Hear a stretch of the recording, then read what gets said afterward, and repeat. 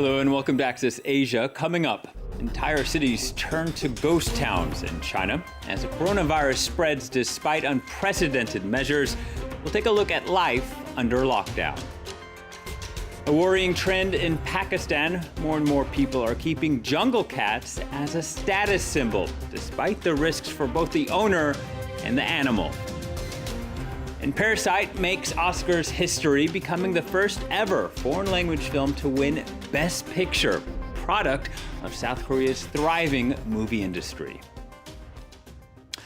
Now imagine life sealed off from the rest of the world, even from your neighbors. For many, that's the reality in Hubei province. Chinese authorities put the area on lockdown, effectively quarantining millions of people. Transport links were cut and panic buying ensued. Shortages of food and fuel were reported as prices skyrocketed. A region twice the size of Portugal with nearly 60 million residents on complete lockdown. It's the largest quarantine in the world's history. Since January 23rd, the streets are empty, making for an eerie atmosphere in China's Hubei province and its capital, Huang.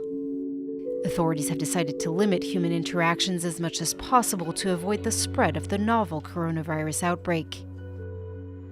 People are advised to stay home. Only one person per family is allowed to leave the house once a day. Many residents say the quarantine system is a necessary measure, but isolation is starting to take a toll on their psyche. More and more people are dying, and it is very stressful indeed. I think if it were to continue, a lot of people would feel depressed. In nearby villages, residents have created checkpoints with their own means. They've put up barricades, refusing to let any newcomer in. In Huan, people face screenings daily. Suspected cases are isolated and brought to makeshift medical centers. Here, this university dorm has been converted into a quarantine ward. All confirmed cases are brought to the hospital, sometimes by force, as seen here on this amateur footage. This family is being literally dragged into the hospital. Patients are then placed in these high-security facilities. Doctors and nurses who have been braving the deadly virus have to wear 2 layers of protective gowns, hand gloves, shoe covers, face masks, and goggles before entering the special wards. They too have been quarantined and separated from their children.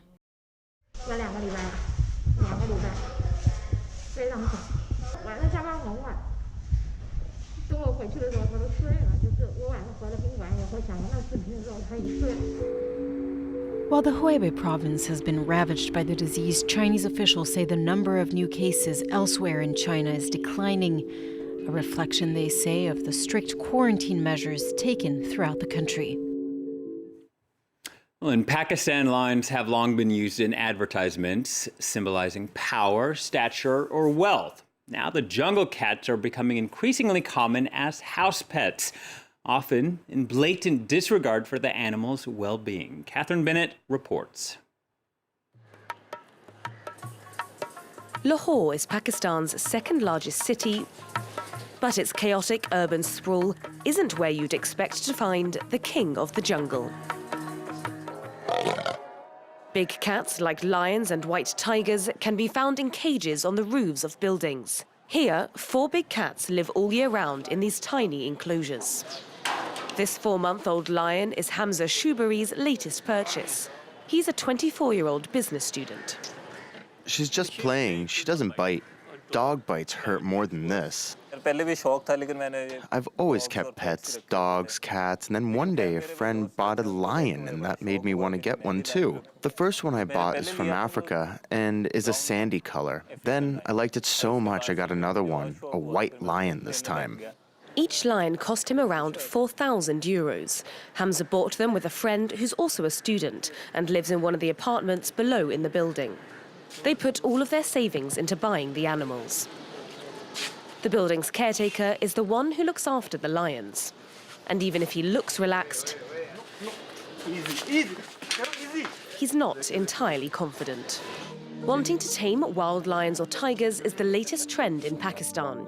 Here, politicians often use the image of a lion in their campaign posters. The animal symbolizes power, wealth, and celebrity. Hassan Siddiqui and his lion Simba were featured in a reality TV show. The lion was shown off like a trophy. It was brushed, taken for walks, and even went on a joyride.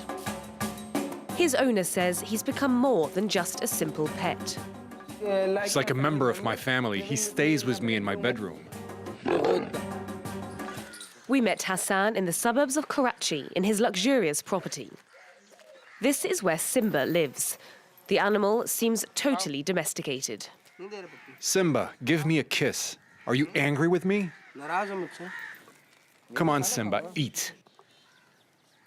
This businessman takes advantage of his notoriety to earn a lot of money in the industry of importing big cats. It's a flourishing sector. In Karachi alone, there are more than 300 wild animals owned by private citizens. It's a profitable business if you manage it right. You have to look after the animals, love them, and give them the space they need to live, big cages and food. You have to look after them, give them medicine if they become ill. Simba leads a relatively cushy life. But in many cases, the animals are kept in appalling conditions.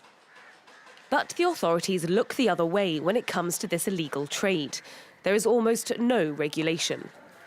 According to the director of this organization for the protection of animals, owning a big cat in Pakistan is, however, completely illegal.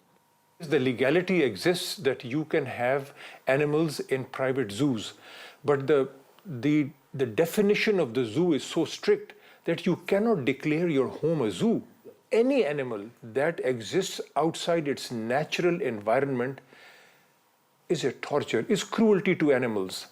Most of these animals come from Africa or Siberia and enter Pakistan only with a certificate from their country of origin. According to some Pakistani sellers, a big cat can be delivered anywhere in the country in less than 48 hours.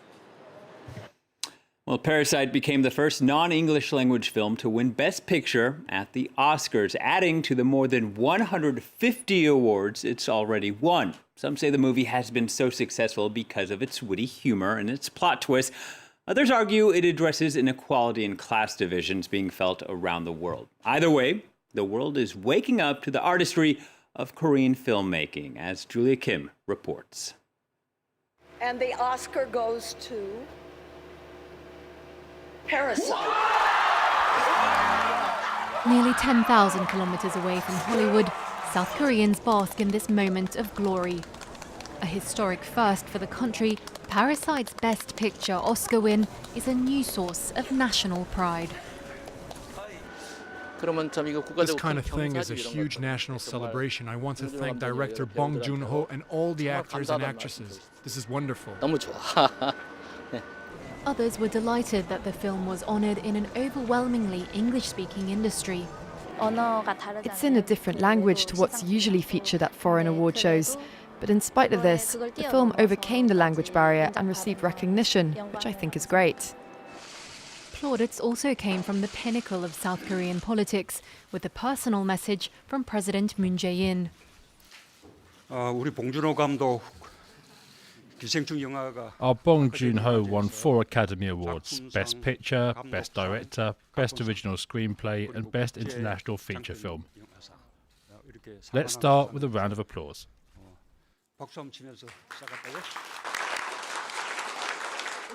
Parasite bears all the hallmarks of Korean cinema. Unsettling and violent, yet darkly humorous, with a tendency to subvert genre conventions. From 2004's revenge thriller Old Boy to the zombie horror Train to Busan in 2016.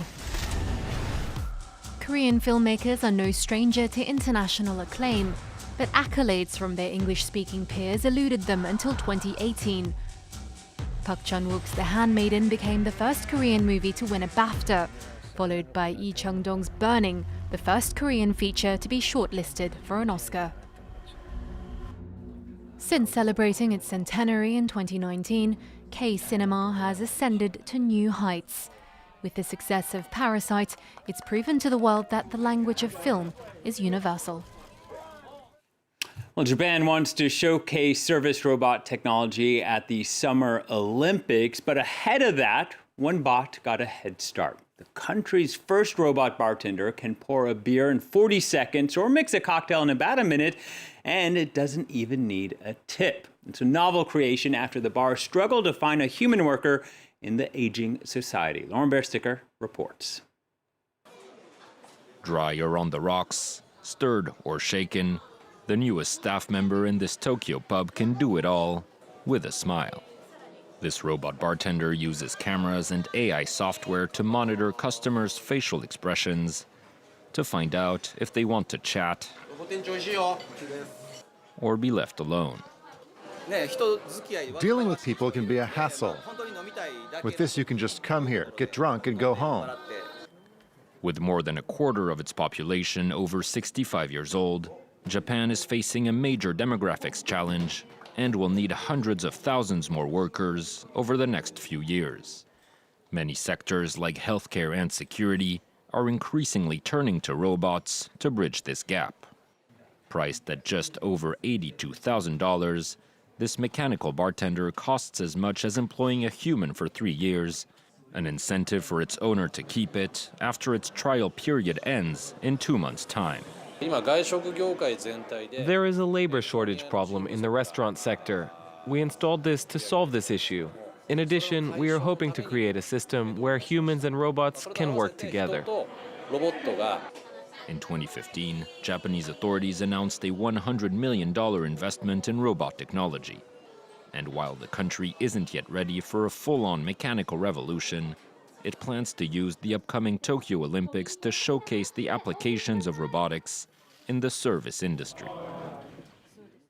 Well, a mass wedding was held in South Korea, with some of those taking part still worried about the outbreak of the coronavirus in China. 6,000 couples tied the knot in front of about 18,000 guests from all over the world. Many people were unfazed, though. After all, isn't there a vow about in sickness or health?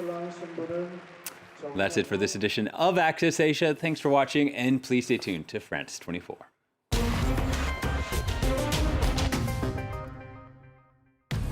I'm Gulliver Cragg, France 24's correspondent in Kiev. I'm forever crisscrossing Ukraine, Poland, and other countries in the region to keep you up to date with all the news from Central and Eastern Europe.